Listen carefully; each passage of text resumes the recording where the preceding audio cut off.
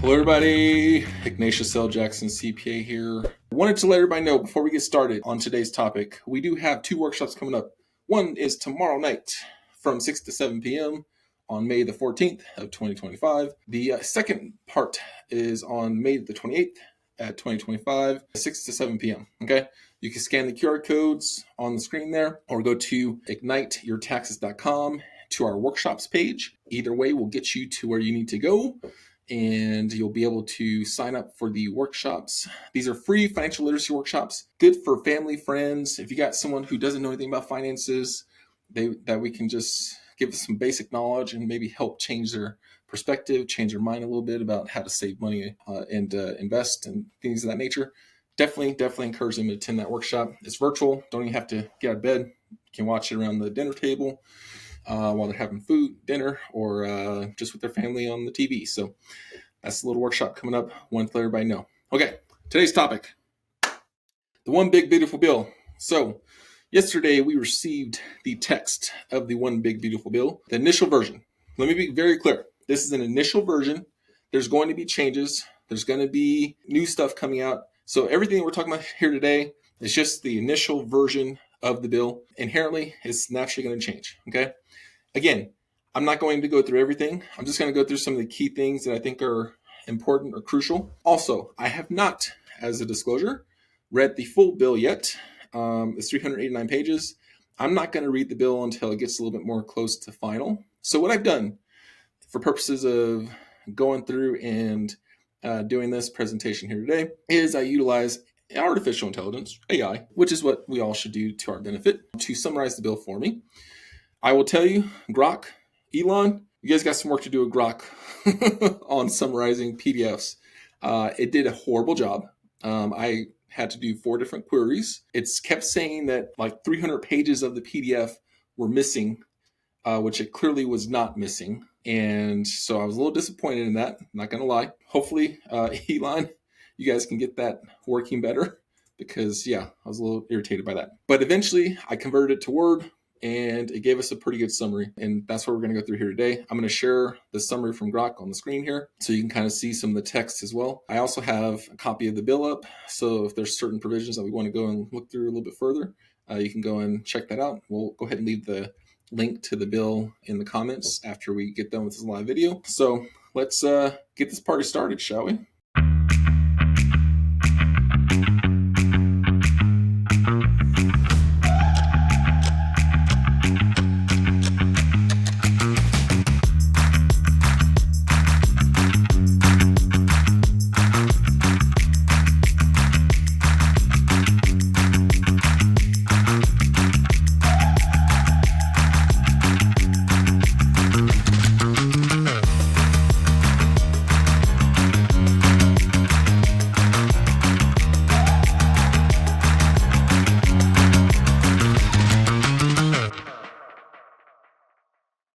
All right. So we got a cool little new intro video there. Let me know if you guys like that. Let me know what you think about that cool new intro video. I got a new person helping me out with some of my social media content, doing a great job, I think. So let me know what you guys think. All right, let's dive into the bill. Let's get to the topic of the day. Go ahead and share my screen here. So here we go. Here's the Word doc that I told you that I ended up having to export the PDF to, and then ask Grok to summarize it section by section. Here's what it came up with. Okay. Obviously, we're extending the tax cuts that happened in 2017 with the Tax Cuts and Jobs Act. It's going to go ahead and adjust the inflation calculations for the 35 and 37% tax brackets. But it did not include a new tax bracket, which there was some scuttlebutt about that going around the media and everywhere, whether or not they were going to add a new rate of 39.6% for people who made over like $2.5 million or something like that. It did not make it into this version of the bill. Doesn't mean it can't still make it in there, but as of right now, not in this version of the bill. This version of the bill would increase the standard deduction and temporarily enhance the standard deduction. As you can see here, it's going to increase it to 25 to 28 by $1,500 for a married couple, or $1,000 for other people. And it's going to be permanent. That increased standard deduction will be permanent based on this new bill. And important to note, anytime you say permanent, it only means it's permanent until a new session of Congress decides they want to change something. But again, in order to achieve that, so Obviously, the only people who would really change this would be the Democrats if they got full control of the House, Senate, and the White House at some point in the future. So depending on whether that happens or not would kind of determine some of this stuff. So, but never know. I mean, we might get some Democrats to vote for this. Who knows? We'll see.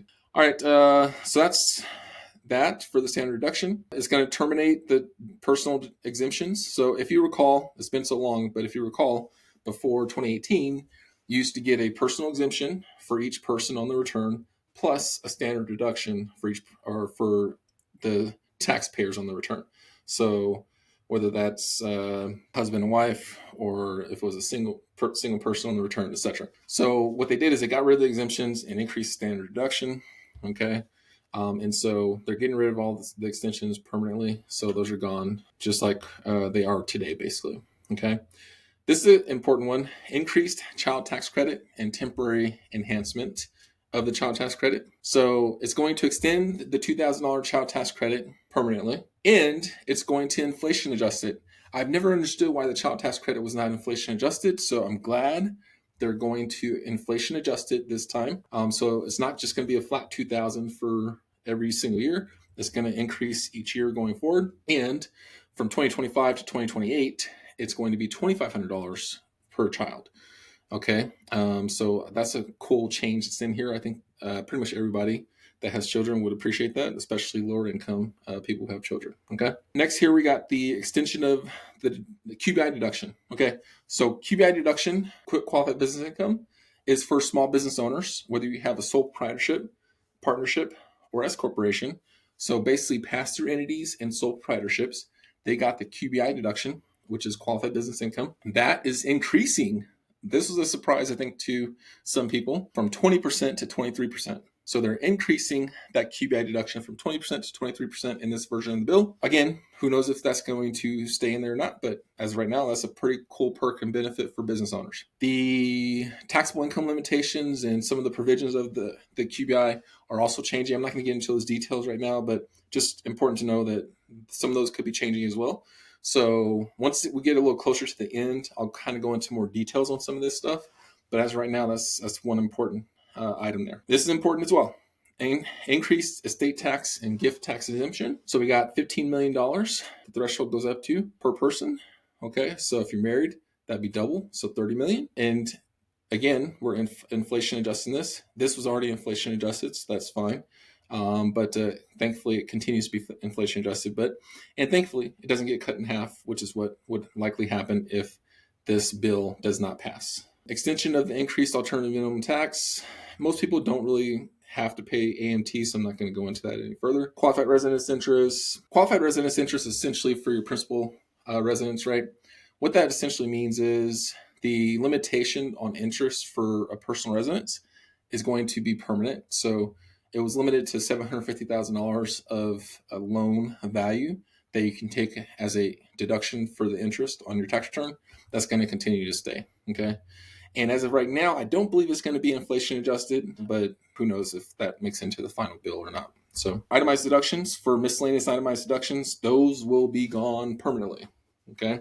So if you recall, that's stuff like taking a deduction for your home office, for your W-2 job if you work from home, taking deductions for other job-related costs for W-2 jobs that you weren't able to get reimbursed for. You're still not going to be able to do those, unfortunately, after this bill passes, based on the current language in here. And that's going to be gone forever. It's not even temporary anymore. Some states still allow the miscellaneous itemized deduction, but most people are not going to be able to take advantage of that. Okay. A limitation on tax benefit of itemized deductions. So it looks like they're going to add this new provision in here, or reinstate it, I guess, in relation to the higher tax brackets, limiting how much of a benefit they get from itemized deductions. So that should be interesting to see how that all works out.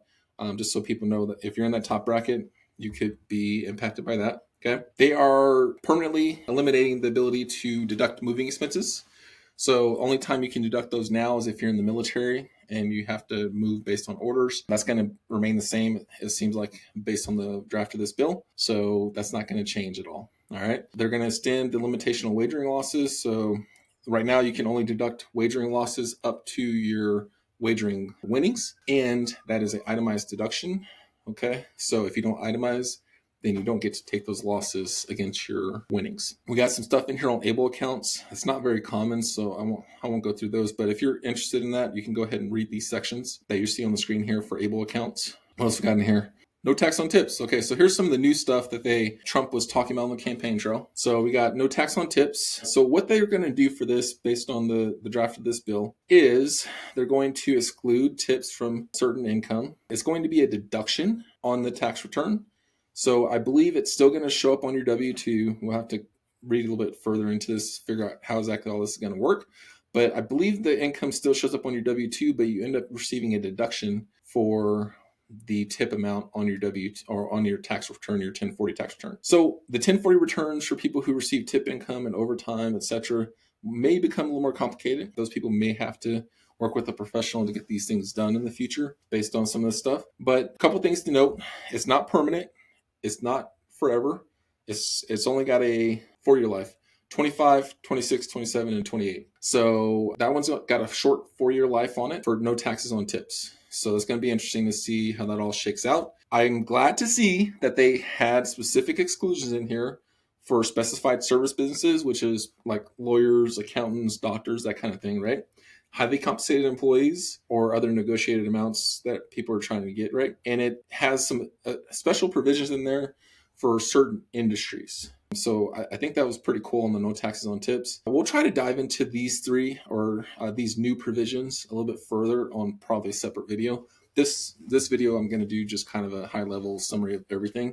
But we'll try to dive into how they're planning on tackling these few provisions here that are new in a future video. Okay. No tax on overtime. This allows a deduction for qualified overtime compensation through 2028. This is saying it's starting tax years starting in 2025. I don't know if that will survive or not. I think they may actually start this in 26 personally, but as of right now, that's kind of what they're talking about doing there. No taxes on overtime. Again, highly compensated employees are going to be excluded. Certain other people are going to be excluded from the no taxes overtime. And so obviously these provisions also require people to have Social Security numbers. People who are in the country illegally that don't have Social Security numbers wouldn't be able to qualify for this. Okay. But yeah, there you go. There's going to be enhanced deduction for seniors.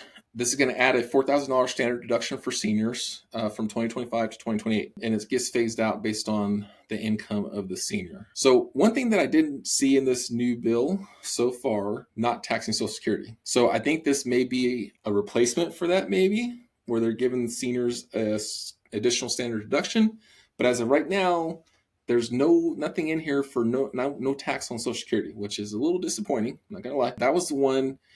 These two, no tax on tips, no tax on overtime, I could kind of get on board, but I was a little, I don't know if these make sense as a policy.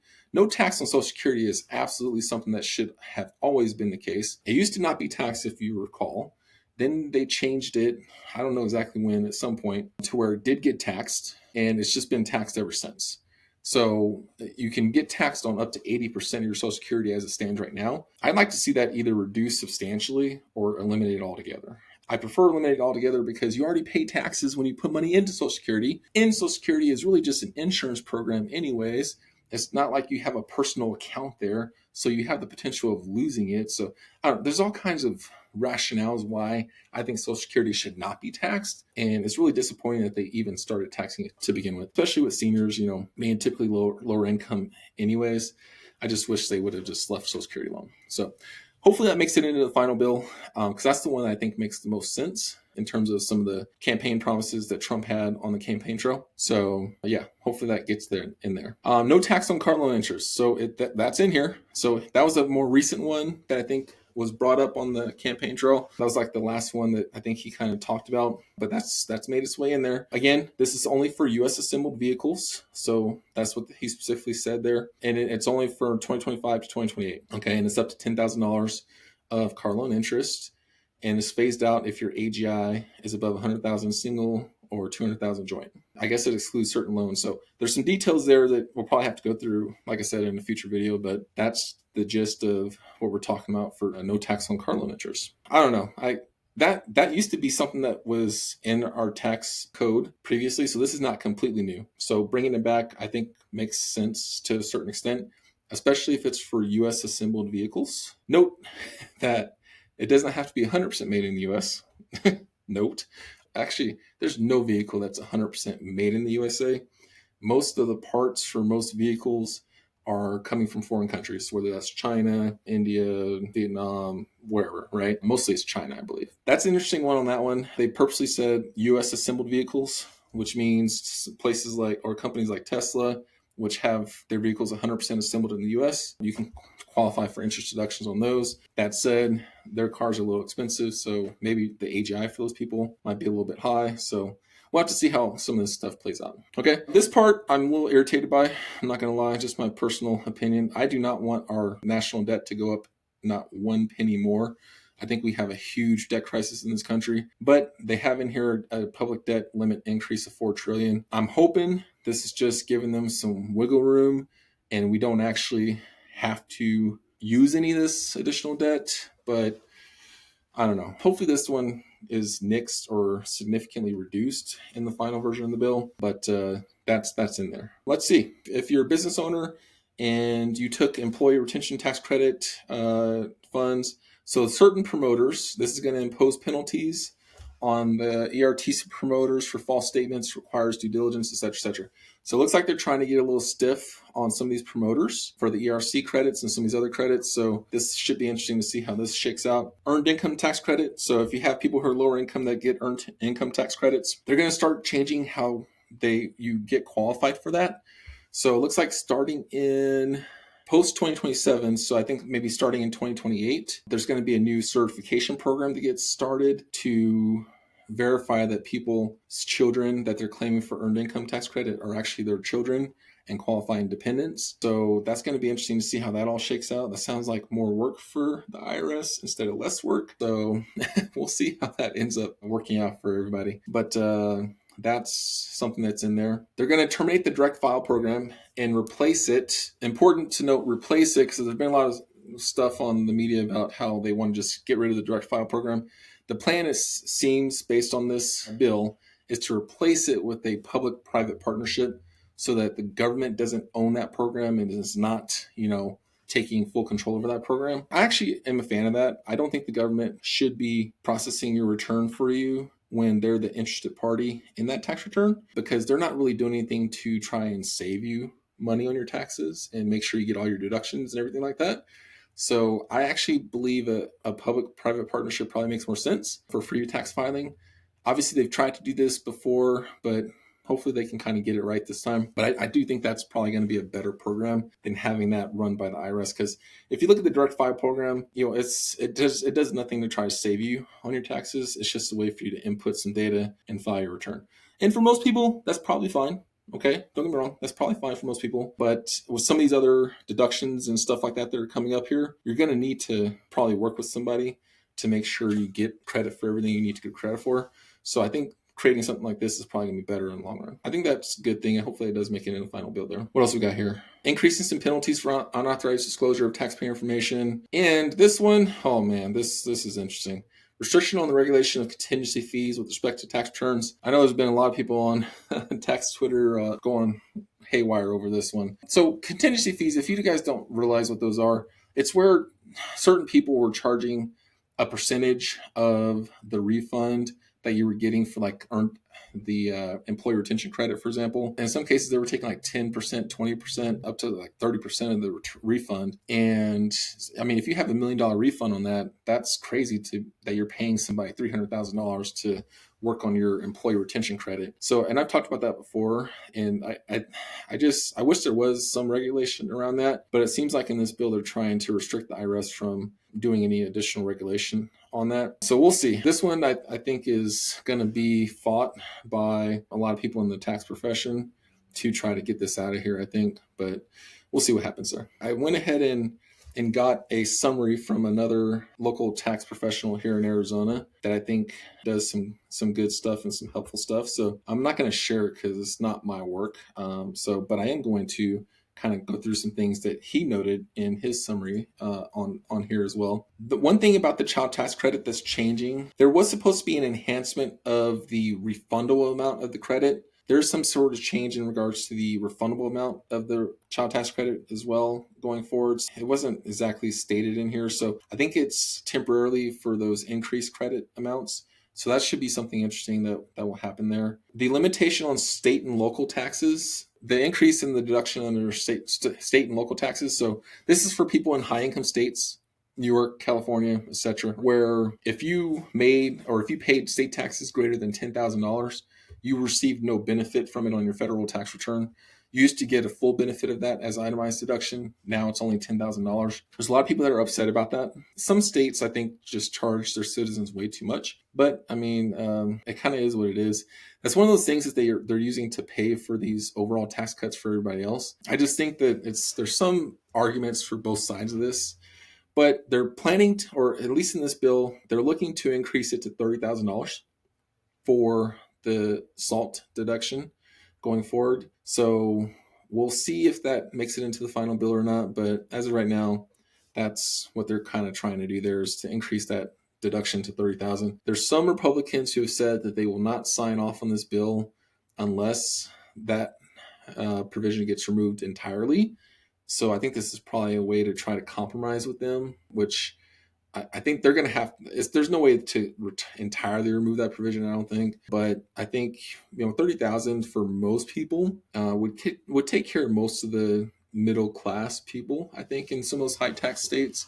But a lot of the high income earners would still miss out on some deductions there. If you have a small business entity, a pass-through entity, there was a special kind of loophole, I guess you could say. I don't really like that term, but it's probably the best way to describe it, in the Tax Cuts and Jobs Act, where states were able to charge you your state taxes for business income at the business level, and you can take a tax deduction at the business level on your federal tax return to help get around this SALT limitation.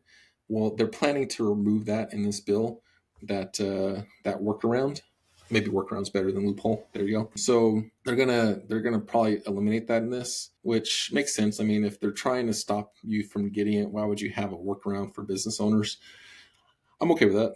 I think that makes sense. So on the qualified vehicle interest, it looks like there's going to be a new reporting requirement for businesses that are receiving interest from individuals. So just like you receive a 1098 mortgage interest form, you'll probably receive something similar from lenders that are loaning money on vehicles going forward. So expect an additional form to kind of come from that. There's a modification to the employer credit for qualified childcare expenditures. If you didn't know, there are certain credits if you have qualified childcare expenditures that you're paying for as an employer.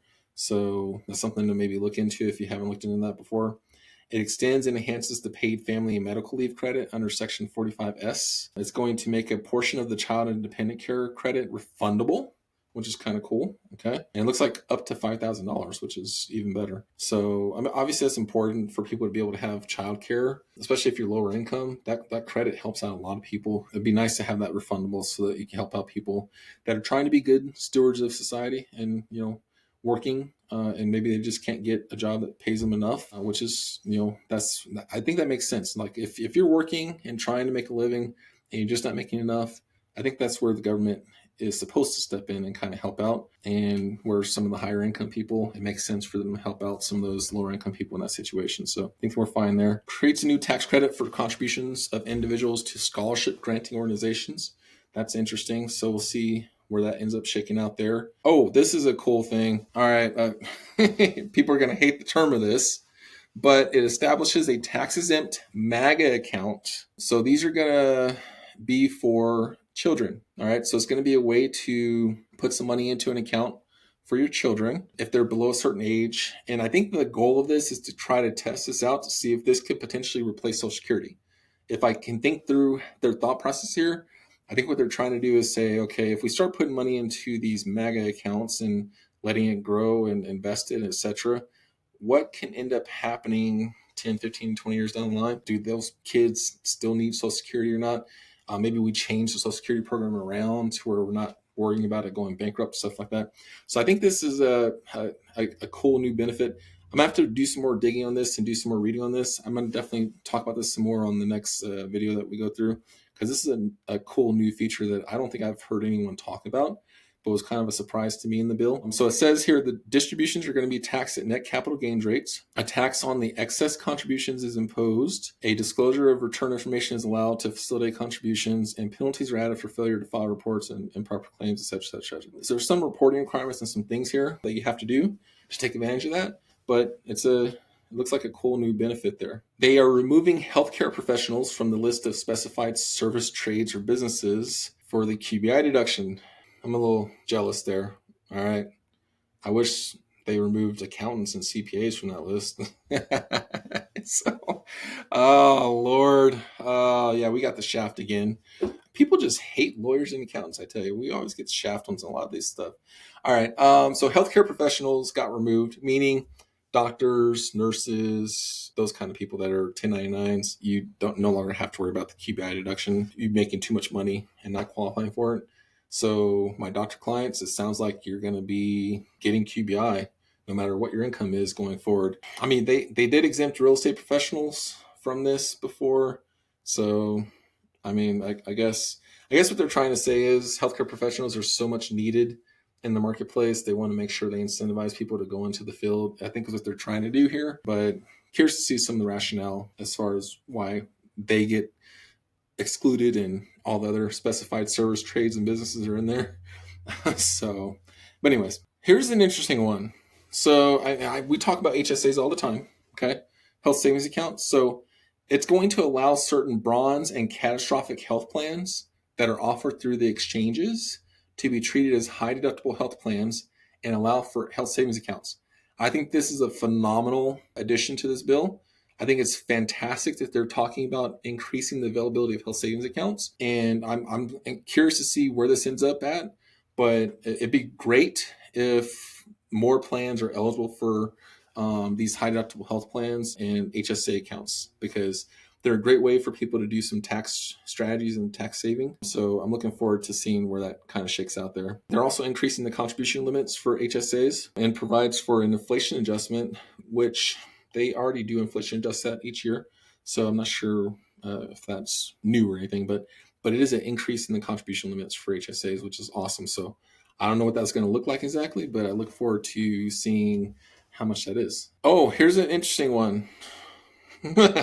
So we've talked about the strategy before, where if both spouses are over 55, you have to have separate HSA accounts to do the catch-up contribution for each of you, which is $1,000. Okay, they're getting rid of that dumb rule. I'm so glad they're doing this. It made absolutely zero sense that you had to have separate accounts for both spouses to be eligible for the extra $1,000. So they're doing away with that rule. So now you can make those $2,000 extra contributions, catch-up contributions, in the same HSA account. So if you have a family account that your family uses for everything, it all goes into the same account going forward. I can't see why that wouldn't make it into the final bill. I think that's a great provision. So that's pretty awesome that works out that way. Oh, we're also expanding and allowing qualified HSA distributions from health flexible spending arrangements and health reimbursement arrangements to fund HSAs under Section 106E-2. 106E2. A reporting requirement for these distributions is added to Form W-2. So that's interesting to see how that works out as well, because the ability to fund an HSA from an HRA is, I think, a cool benefit. Anything we can do to get more funds into HSAs, I think, is super awesome. All right, and it's extending the special depreciation allowance for bonus depreciation. It's going to allow 100% bonus depreciation starting this year, and it phases down after 2030. So it'd be 100% bonus through 2030, or through 2029, excuse me. And then it starts to phase down after that. It looks like is what the plan is for bonus depreciation. So that did make its way into this version of the bill. Hopefully that stays through the end. If you did R&D expenditures, there was an issue that just was not getting fixed and people were getting kind of screwed over on it. So they're going to fix that, it appears in this bill, which is good. I think that's going to be helpful for a lot of people. So I'm glad that they're finally going to fix that. Qualified opportunity zones are going to get extended, it looks like. There's going to be a new deferral period that's going to be added to this bill. So we're going to get round 2 on the qualified opportunity zones. Get ready for that. If you took advantage of the last time, there's going to be another chance for you to take advantage. If you didn't take advantage, then you got another chance to take advantage this time. So get ready for that. This is a great benefit here. They're nixing the 1099K reporting threshold. I don't know why that was changed to begin with. So they're going back to the old way of doing $20,000 in 200 transactions. So they're getting rid of that crap that was going on with like all the payment sources and stuff like that. So it looks like they're going to get rid of all that, and we're going back to the way that used to be, so that people don't have to worry about, getting a 1099 for paying their, mom's portion of the mom's rent through like Zelle or something like that. It's just crazy. So yeah, it looks like they're getting rid of some of that stuff, which is good. Let's see what else we got in here. It gets rid of a lot of the green energy credits that were in the American Rescue Plan and the Build Back Better bill and all this other stuff. So it's going to get rid of a lot of that stuff, like the clean vehicle credit, some of the home improvement stuff that's for that. So chances are, if you were planning on doing any of those things, you might have a very short time period to take advantage of it before it goes away. As of right now, I think a lot of those are going to end at the end of this year, but they could make them end sooner depending on if they're trying to pay for some of this other stuff. So maybe a good time to go and get one of those things, but I can't guarantee you're going to still qualify for the credits. So you do it at your own risk at this point. Chances are anything that you did prior to this draft of the bill coming out, you're going to be fine. Usually that kind of stuff, they wouldn't eliminate retroactively. It's usually as of the date the bill came out that they would stop allowing it. So I'm not going to go through all those credits. Obviously, there's a lot of them out there. So go ahead and take a look at that and see if there's anything in there that's of interest to you there. It's going to add, I think, some new credits as well for some employer-provided stuff to employees. That should be interesting to see how that all shakes out. And it looks like they're extending the statute of limitations, which I think is the way that should have been. I mean, for the assessment of tax related to the employee retention credit to 10 years from the later of the original return due date or the date the ERC claim was filed. So the IRS came out with some stupid rule that I think was not going to fly if anyone actually took it to court, where they said they changed their position where if you got the ERC and you were past the statute of limitations to amend your prior year returns, then there was nothing the IRS could do about it. So what they tried to do was say, well, you can actually just include it on your current year return. I think that was bogus. It should have never been that way. What they're doing is I think they're trying to make it to where they can go back and open up those prior years and allow you to amend those returns and go ahead and pay that additional tax based on the prior year that it should have been in. If that's what this is trying to do, I think that's great that they're doing it that way. And that makes a lot of sense. And I think that's really it. Okay, this was a little bit longer than I thought, but there was a lot of stuff in there. I just wanted to make sure we went through some of the key things for people to kind of know and understand. If you have any other questions or thoughts or comments or anything like that, feel free to leave them. I'll try to answer them if I can. If you have a specific question about a specific provision that we talked about, feel free to drop it in the comments. We'll try to respond if we can, and we can go a little bit deeper. If you want to see me go deeper on any of these provisions, go ahead and mention which ones in the comments. In our secondary video that we dive a little bit deeper on this, we'll go ahead and go a little bit deeper into those. Once they send out a second version of the bill, we'll try to update on some of the changes that happened from this version, just so you can kind of understand like what's the new version looking like. Once the House passes the version, then we'll definitely do a more thorough review and look at all that and do a video at that point, because now it's actually going to the Senate. And so the Senate could still change it, but usually when it is at that point where the House passed it, the Senate's not changing a lot of stuff. I mean, they'll change some of it, but maybe not quite a lot of stuff. So usually once it passes one of the houses, it's already kind of been looked at by the other house, and they've kind of said, yeah, we'll probably go with a lot of this stuff. So you might just see minor changes and corrections in there. Anyways, so thanks for tuning in today. If you have any other questions or anything like that, feel free to reach out, and we'll talk to you guys some more later. Peace. This presentation is intended to be educational only and does not constitute a CPA or financial advisor-client relationship. It is always in your best interest to consult a competent legal financial advisor and/or tax professional when conducting your own personal transactions. Furthermore, it's important to do your own research when necessary to verify tax law when there's a lack of concrete guidance or gray areas of conversation.